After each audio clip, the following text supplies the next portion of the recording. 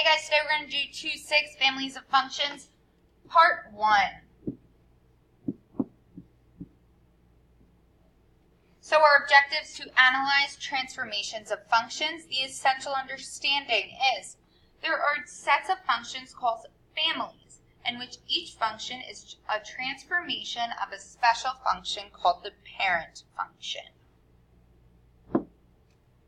So a parent function is the simplest form in a set of functions that forms a family.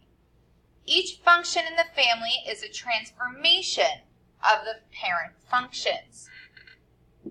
So here we have a few parent functions. We have the linear parent function, we have absolute value, we have radical, quadratic, cubic, cube root.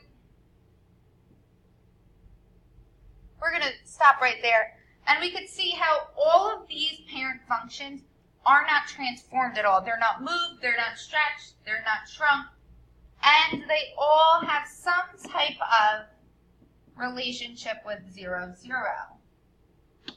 We're going to study many parent functions individually, but first we're going to just talk about general transformations. So the two types of transformations we're going to talk about today are vertical and horizontal translations.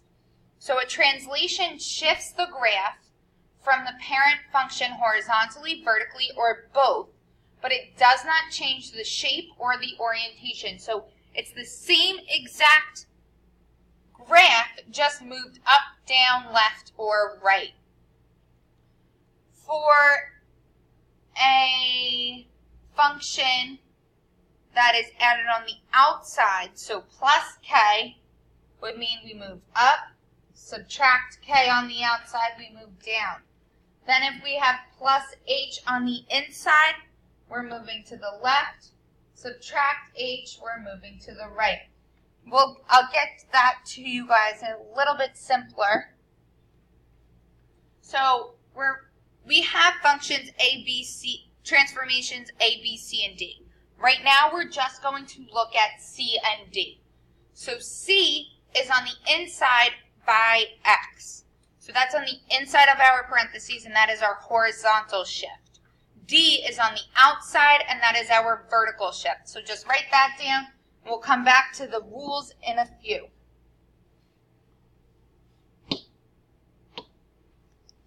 So now we have the parent function y is equal to x squared. So this is my parent function. And if you look at the graph, it is the red function on the graph as well. That has a vertex at 0, 0. Then if we look at the blue graph, we are adding 3 to the outside. So this is going to be vertical because it's on the outside, so that means D. So when we add 3, what happened to our graph? We moved up 3. Then green, we subtracted 2, and our vertex went down, so we went down 2. So here, if D is positive, we move up. If D is negative, we move down. Vertical translation.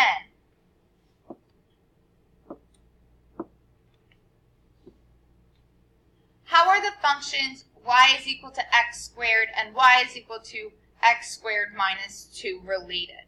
How are their graphs related? So we just saw the graph of y is equal to x squared. It says to make a table of values.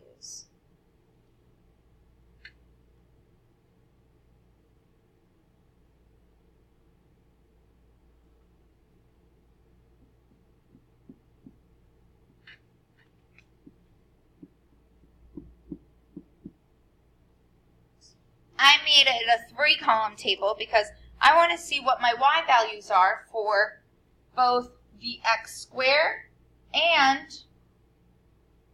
the x squared minus 2. So I'm going to do -2, -1, 0, 1, and 2. If I plug in negative 2 to y is equal to x squared, I get 4, I get 1, I get 0, I get 1, and I get 4. Then if I plug it into y is equal to x squared minus 2, I get negative 2 squared is 4, minus 2 is 2, 1 minus 2 is negative 1, 0 minus 2 is negative 2, 1 minus 2 is negative 1, 4 minus 2 is 2. So now, if I sketch this graph quickly,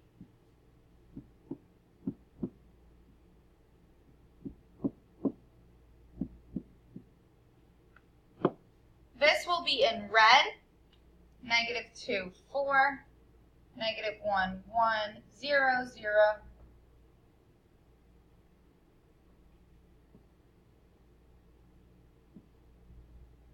and this will be in blue.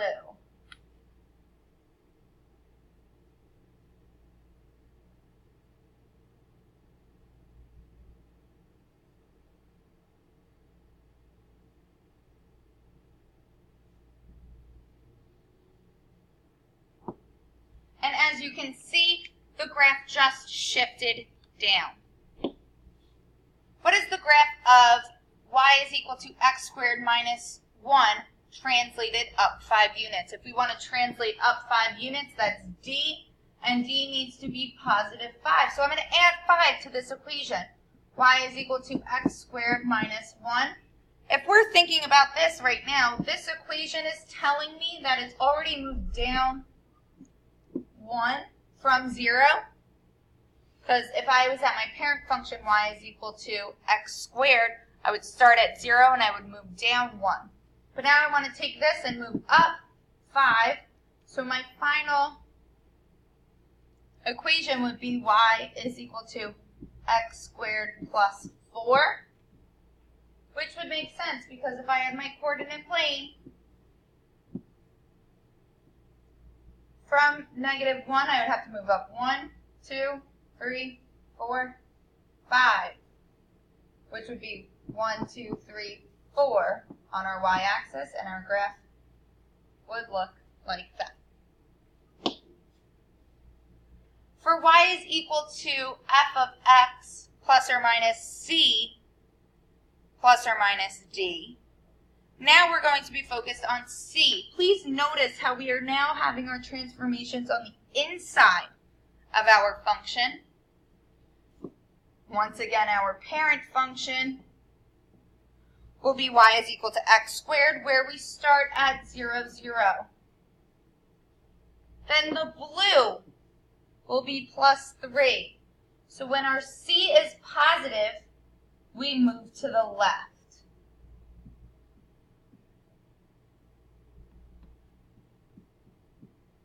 And when our c is negative, we move to the right. So when we're on the inside, we have to think about the opposite. So the blue moved to the left 3, and the green moved to the right 3. Horizontal translation, the graph shows the projected altitude f of x on an airplane scheduled to depart at an airport at noon. If the plane leaves 2 hours late, what function represents this transformation? So that means this blue graph represents my 2 hours late plane. So that means I want to move them over to the right 2. Since this is right 2, this is c. And since we're moving to the right, this needs to be, c needs to be negative. So I would want f of x minus 2. Because this needs to be on the inside for it to be c. So just a little summary here. If we have a vertical shift, we're on the outside of our function, and if it's positive, d is positive, we move up. If d is negative, we move down. We have a horizontal shift if we are adding or subtracting on the inside of our function, so inside the parentheses. If c is positive, remember we have to think opposite, so it would go to the left. And if C is negative, we would go to the right. Please make sure you have this down. Now try this. Please describe the transformation of each parent function.